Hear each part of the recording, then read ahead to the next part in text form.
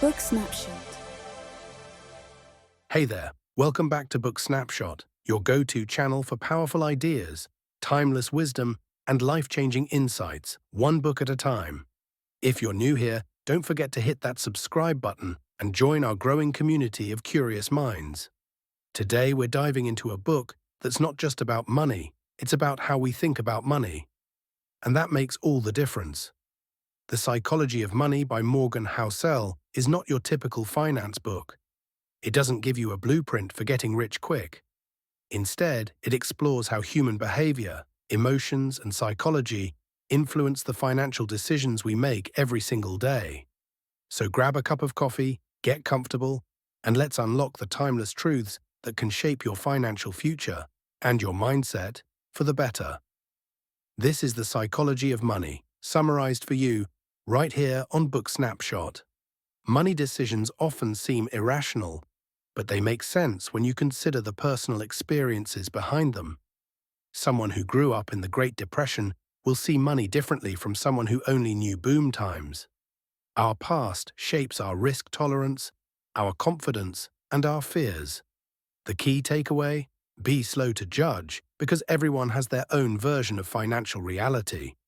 Bill Gates is a billionaire, but what if he'd gone to a different high school without a computer lab? Housel reminds us that luck and risk are brothers from the same mother. Success is never solely the result of hard work, and failure isn't always a sign of poor choices. Acknowledging luck and risk keeps us humble and reminds us not to blindly copy others' paths.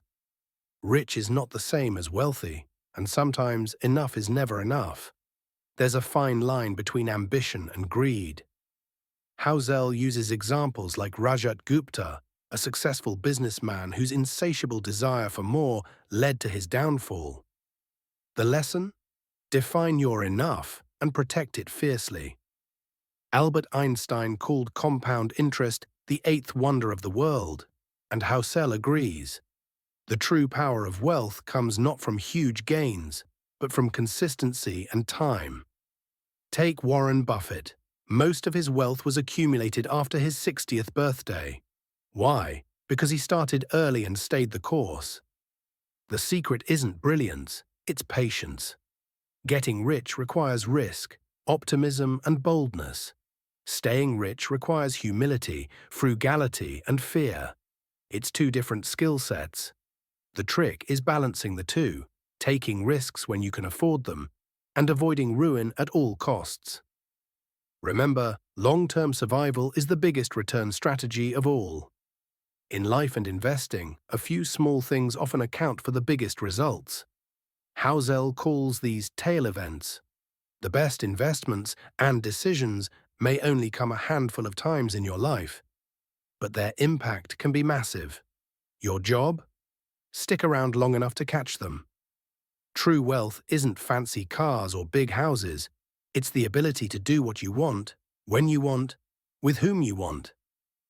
Autonomy, not luxury, is the highest dividend money pays. Housel argues that time, not money, is the ultimate goal of financial independence. Here's the kicker. People don't admire you for your wealth. They admire the car. Most people think others will respect them for their displays of wealth. But the truth is, those displays only make others fantasize about having that wealth themselves. The path to respect is humility and generosity, not flash. Spending money to show people how much money you have is the fastest way to have less of it. Real wealth is hidden. It's the savings, the investments, the assets quietly compounding in the background. Being rich is flashy. Being wealthy is invisible. Saving isn't just about building a nest egg. It's about having options, security, and peace of mind. You don't need a specific reason to save. Just save. The flexibility and freedom it buys are invaluable. You don't need to make the mathematically perfect decision. You need to make the one you can stick with. Investing isn't about being smart. It's about being consistent. Reasonable beats rational when it comes to long-term success. The biggest financial events are often surprises, pandemics, crashes, bubbles. Don't build a plan assuming you can predict them. Instead, Build a plan that can survive them. Resilience matters more than forecasting. Margin of safety isn't just good investing advice, it's good life advice. Leave room for error in everything: finances, time, health. Optimism makes progress possible, but paranoia keeps you alive. What you want today may not be what you want in 10 years. Be careful tying yourself too tightly to long-term goals. Stay flexible. Plan for a future version of yourself you haven't met yet. Everything has a price, but not all prices are obvious. Volatility is the price of returns. Worry is the price of peace of mind. If you want big rewards, you must be willing to pay the price, and not confuse it for a mistake.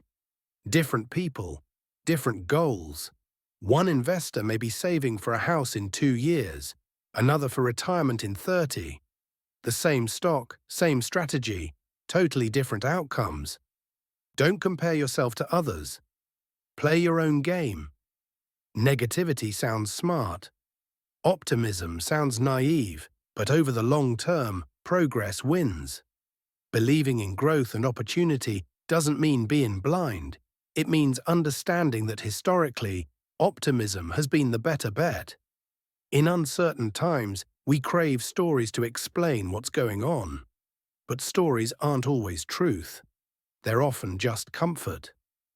Housel cautions us to be skeptical of easy answers and to lean into complexity. The best financial decision isn't always the most logical one. It's the one that lets you sleep at night. Mix math with emotion, long-term thinking with short-term needs. Create a financial life that works for you. In the final chapter, Housel lays out his own personal financial philosophy. It's simple. He prioritizes independence over luxury, time over things, and peace over profit. He saves more than he spends, and plans for the unexpected. Not because it's the smartest way, but because it's the one that makes him happiest. So, what's the real takeaway from the psychology of money? It's not about how much you know about finance. It's about how well you manage your emotions, your expectations, and your habits. Money is a tool, and when used with patience, intention, and humility, it can buy you the greatest wealth of all: freedom. Thanks so much for tuning in to Book Snapshot. If this summary brought you value, don't forget to give it a thumbs up, drop your thoughts in the comments, and subscribe to the channel so you never miss out on another powerful idea. We've got plenty more amazing books coming your way. So stay curious, keep growing, and we'll see you in the next one.